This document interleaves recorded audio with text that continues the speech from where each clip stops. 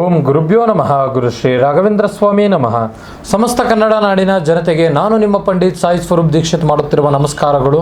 ಇವತ್ತಿನ ಈ ಒಂದು ವಿಡಿಯೋದಲ್ಲಿ ಜೂನ್ 15ನೇ ತಾರೀಕು ಸೋಮಾವತಿ ಅಮಾವಾಸ್ಯೆ ಕಳೆದ ನಂತರ ಈ 4 ರಾಶಿಯವರಿಗೆ ರಾಜಯೋಗ ಪ್ರಾರಂಭವಾಗಲಿದೆ. ಹಾಗಾದರೆ ಆ 4 ರಾಶಿಗಳು ಯಾವುದು ಅಂತ ತಿಳಿಸ್ಕೊಡ್ತೀನಿ.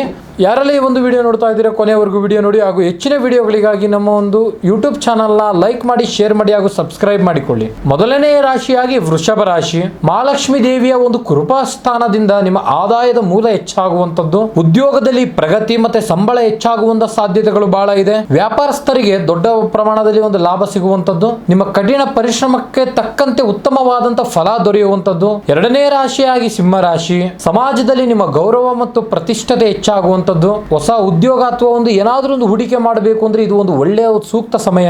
ಮೂರನೇ ರಾಶಿಯಾಗಿ ತುಲಾ ರಾಶಿ. ಈ ರಾಶಿಯವರಿಗೆ ಒಂದು ಆಕಸ್ಮಿಕ ಧನಲಾಭ ಉಂಟಾಗುತ್ತದೆ. ಹೊಸ ಉದ್ಯೋಗದ ಹುಡುಕಾಟ ಮಾಡ್ತಾ ಇದ್ರೆ ಒಂದು ಹೊಸ ಆಫರ್ಗಳು ನಿಮಗೆ ಬೆನ್ನಿಂದ ಬೀಳುವಂತದ್ದು. ಇನ್ನು ಆರೋಗ್ಯದಲ್ಲಿ ಸುಧಾರಣೆ ಕಂಡು ಬರಲಿದ್ದು ಮಾನಸಿಕ ಒತ್ತಡಗಳು ದೂರವಾಗುತ್ತದೆ. ನಾಲ್ಕನೇ ರಾಶಿಯಾಗಿ ಧನುರ್ ರಾಶಿ.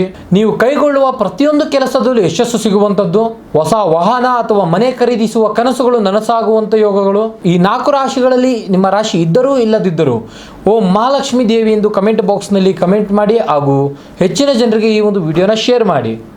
ನಿಮ್ಮ ಸಮಸ್ಯೆಗಳು ಯಾವುದೇ ಇರಲಿ, ಪ್ರೀತಿ ಪ್ರೇಮದಲ್ಲಿ ತೊಂದರೆ, ಗಂಡ ಹೆಂಡತಿ ಸಮಸ್ಯೆ, ಮನೆಯಲ್ಲಿ ಆಸ್ತಿ ವಿಚಾರ, ಕೋರ್ಟ್ ಕೇಸ್, ಜಾಗ ಜಮೀನು ಇತ್ಯಾದಿ ಆರೋಗ್ಯ ಸಮಸ್ಯೆಗಳು ಏನೇ ಇದ್ದರೂ ಕೆಳಗೆ ಕಾಣುತ್ತಿರುವ ನಮ್ಮ ನಂಬರ್ಗೆ ಸಂಪರ್ಕಿಸಿ, ಹಾಗೂ ಸಾಧ್ಯವಾದಲ್ಲಿ ನೇರವಾಗಿ ಬಂದು ನಮ್ಮ ಮನೆ ವಿಳಾಸಕ್ಕೆ ಭೇಟಿ ನೀಡಿ. ಧನ್ಯವಾದಗಳು.